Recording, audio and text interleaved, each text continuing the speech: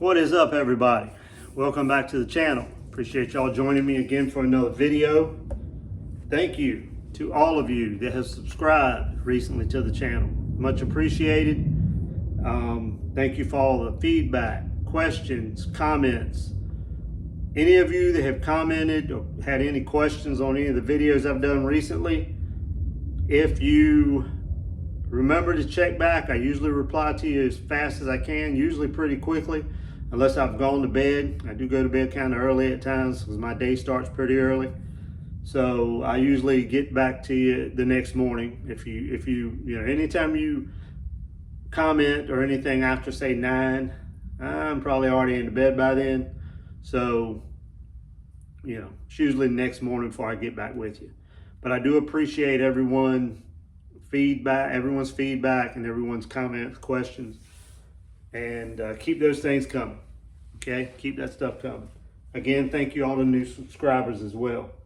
And I hope everybody's doing good. Hope everybody's had a chance to go fishing. It's felt like fall here for the last week or two. I'm sure we're going to have some more warm weather. It's just too early. I just can't believe that we're not going to have some more warm weather.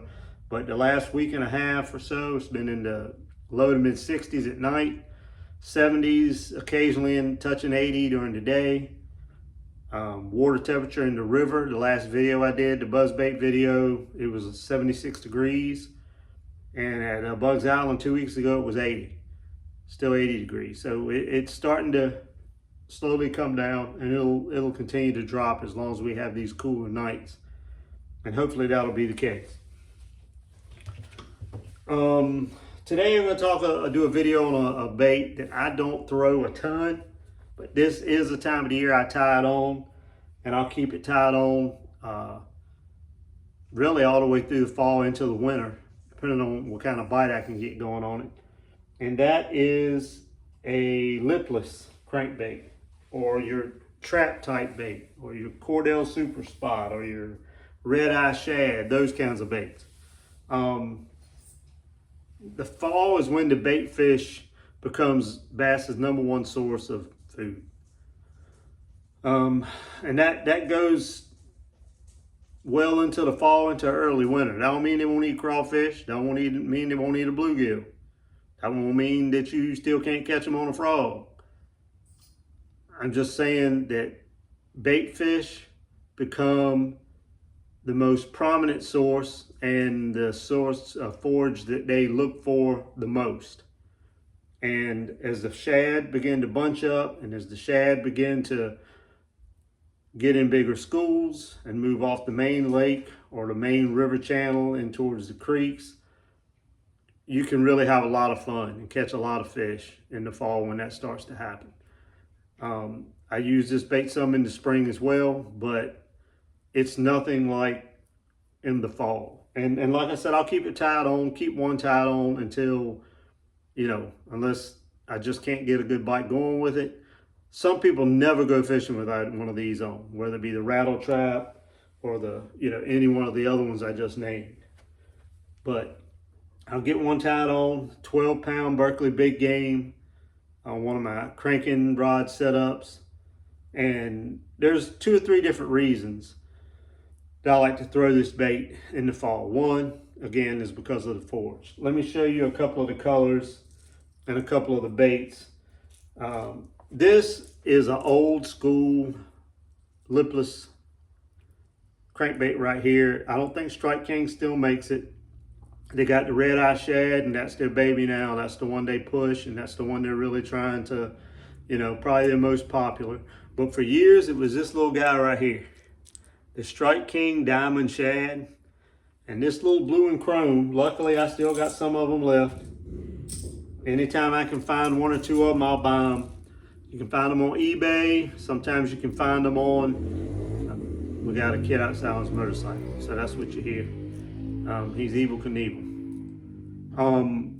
This thing, man, has caught me so many fish. I would throw the red or brown or this blue chrome in the spring, but in the fall, all I throw is this one right here. It's a 1/4 ounce.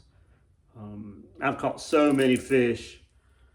I just don't know how many bass and striper in the fall I've caught at Lake Gaston and Bugs Island on this thing right here.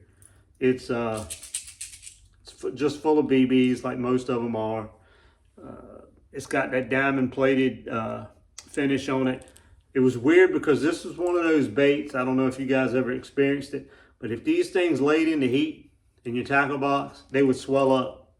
And you could still fish with them, but they lost a lot of their vibration as they would swell up. The plastic would swell. And I actually had several of these I had to toss out because they just split. But I still got a few of them left, and this has always been a really, really good lipless crankbait for me. One of the things I like about these lipless in the fall is how many times or how often are you fishing and you see the fish breaking, busting the surface, feeding, chasing bait, feeding on shad. You can chunk this thing a mile.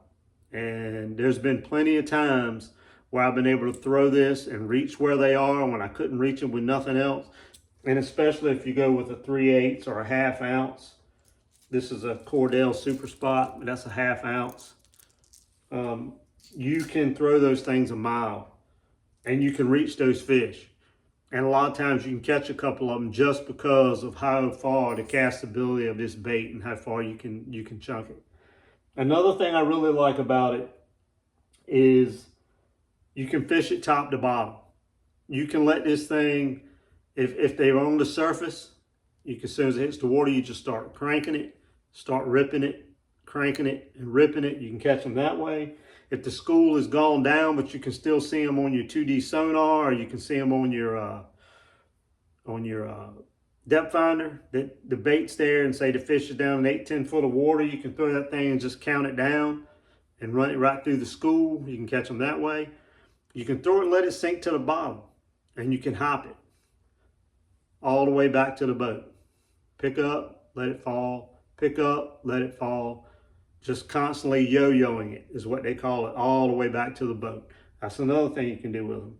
One of the sneaky things I've done with it in the spring, not so much in the fall, because in the fall the fish are much more active, but in the spring when it's really, really cold, what I really used to do well with this diamond shad is in the brown or the orange color, and even like I said, the chrome and blue. I didn't get any of the crawl colors out because this is talking about fall, but I would throw this thing around rock and let it sink, and then I would just crawl it just enough where I could feel it vibrating, and I'd stop it, and then I'd crawl it some more, and then I'd stop it.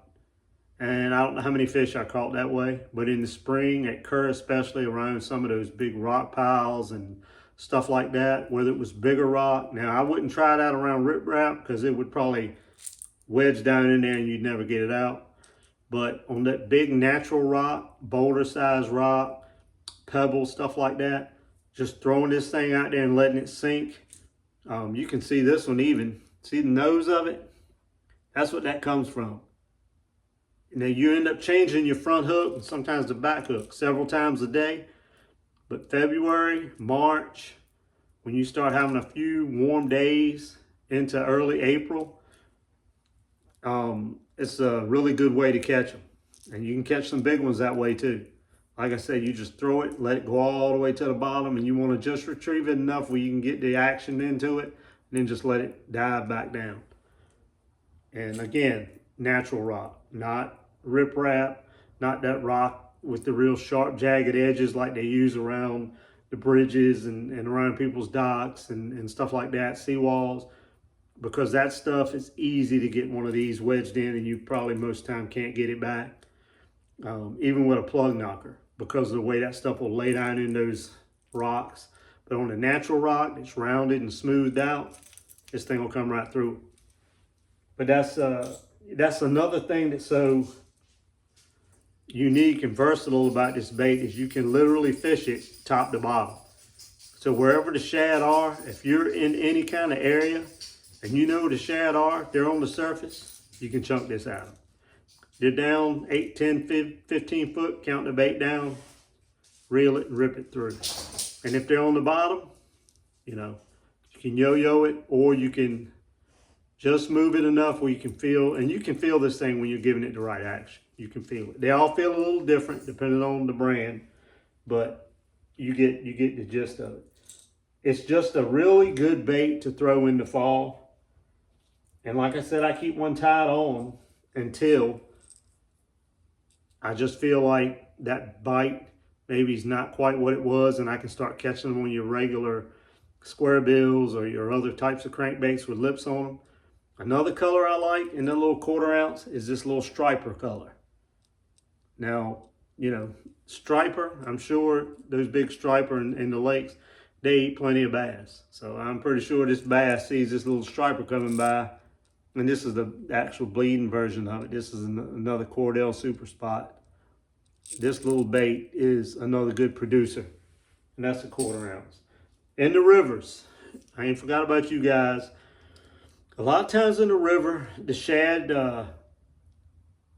just because of the tannic watercolor, the shad may not always be as bright and have as much pop to them color-wise.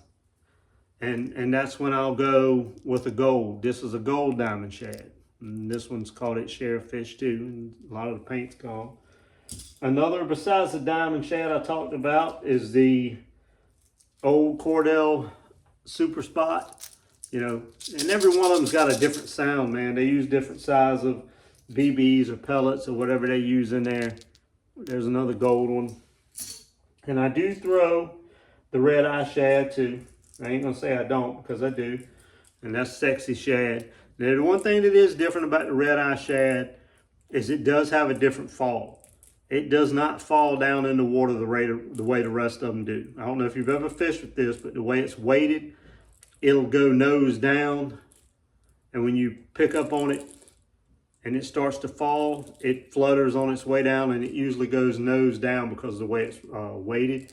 That's a chrome Sexy Shad, and that's just regular Sexy Shad. And the last one I do like to throw is the Yo-Zuri Rattling Vibe. That's been another good one for me. That's their citrus shad color. And that's just regular chrome with a black back. And that's the Ghost Shad. That's another good color that I've had luck with in the lake, especially in really, really, really clear water. This is a good color. But when you see the bait, like I said, you can cast this thing a mile. You can reach fish with that bait that you can't reach with some of the others. You got 3 or 4 different retrieves that you can use on it. And one more bait I wanted to show you. Another good river bait. You know, I don't know how much you've ever noticed it, but a lot of times in the river in the fall, you start to see a lot of small raccoon perch. I don't know why. I don't know when raccoon perch spawn compared to the rest of the freshwater fish do. But I have caught a good amount of river bass in the fall on this raccoon perch red eye shad. I mean, that's just a little, you know, it's a little off the wall color, but it works in the rivers. And it's been one that I have caught some river fish on in the past, this time of the year in the fall. But as far as the colors, keep it real basic, is the shad colors, you know, the gold and maybe chartreuse a little in the rivers. And on your lake colors, just keep it natural. Your silver and blue, or chrome and blue, chrome and black. Maybe a little white thrown in there with the Sexy Shad and the, you know, and some of the others. But it's a bait that you should definitely have on, and you should definitely throw and give a good shot to catch some fish in the fall. Like I said, I fished on a 6.5 to 7 foot medium heavy cranking stick with a 5:4 to 1 gear ratio reel. Sometimes 6 to 3 to 1 if I want to, you know, if I want to crank it up a little faster. And 12-pound Berkley big game. The only time I'll go to 15 is if I'm fishing around the rock and I can tell that the rock is, I'm hitting off the rock enough to where it's affecting the line. That Berkley big game is actually pretty tough stuff, and it's really, really good for cranking. So 90% of the time it's 12-pound Berkley big game on that rod and that reel setup. So I hope this helps you catch a few more fish. And one other thing, you guys that like to pond fish and stuff like that, a little 1/4 ounce trap is a good little bait. They even make 1/8 ounce, I believe, if you can get your hands on one of those. A lot of times, sometimes you'll see those at like Walmart you'll see an 1/8 ounce trap and some of those little bargain bins they have laying at the bottom. That's a good little pond bait. 1/8 ounce rattle trap or lipless, whatever you want to call it. So hope this helps you. Thanks for watching as always.